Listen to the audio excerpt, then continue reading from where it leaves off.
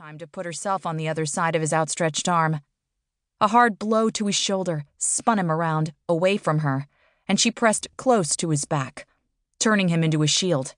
Then she locked one hand around his, turning him into a weapon too. She squeezed off 2 more shots, each finding its target in the dead center of an attacker's chest before the gun jammed. Shit! The third man returned fire. The bullets slammed into his friend. So much for honor among thieves, and sent Nina stumbling back. She recovered just in time to dodge another shot, but she heard the razor-sharp whistle of its path as it cut through the air near her head. Too goddamn close. She launched herself at her last attacker.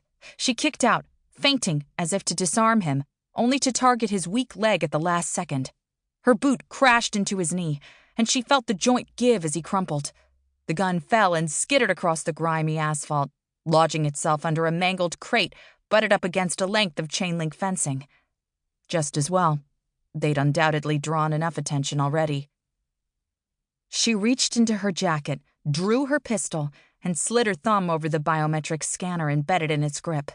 The weapon activated, chambering around with a soft click. The 2 shots she fired exited the elongated barrel just as quietly, silencing the man's shrieking and groaning. Nina stood over him for a moment, watching the dark blood as it began to pool beneath his head. "You did pretty well," she muttered.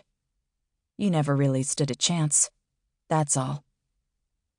A chill swept over her, despite the relatively warm spring night, raising the fine hairs on the back of her neck. For a moment, it felt like someone was watching her. Not just observing, but staring at her hard enough to bore holes through flesh, right into her soul. She shook it off and holstered her pistol. There probably were eyes on her. The pickers waiting to crawl the place when she was gone. They would wait for her to take first pass at the bodies, out of grudging respect as well as self-preservation. As victor, she had the greatest right to claim the spoils. She knelt beside one of the bodies and spent shell casings bit into her skin through her pants. They weren't even from this firefight, just scattered detritus. Another testament to this area's legacy of violence. Once upon a time, this had been a nice neighborhood.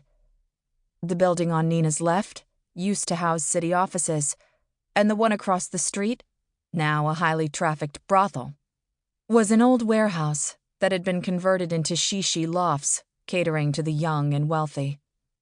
A faded sign still hung on the side of the building, now leasing for spring 2043. They never finished the construction, and no one but squatters ever got the chance to move in. Not after the devastation of 2042. Not after the flares.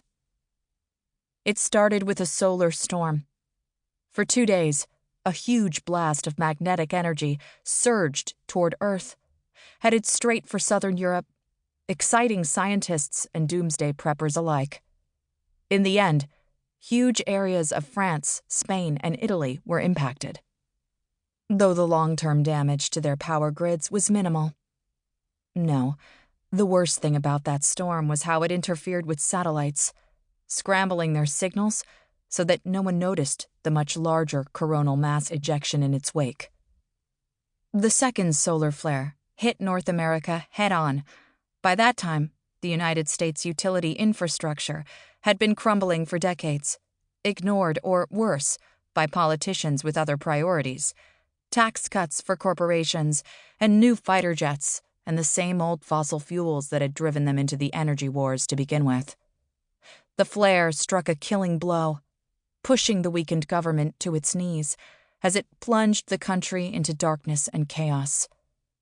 This used to be a nice neighborhood. Not that Nina knew any of that firsthand.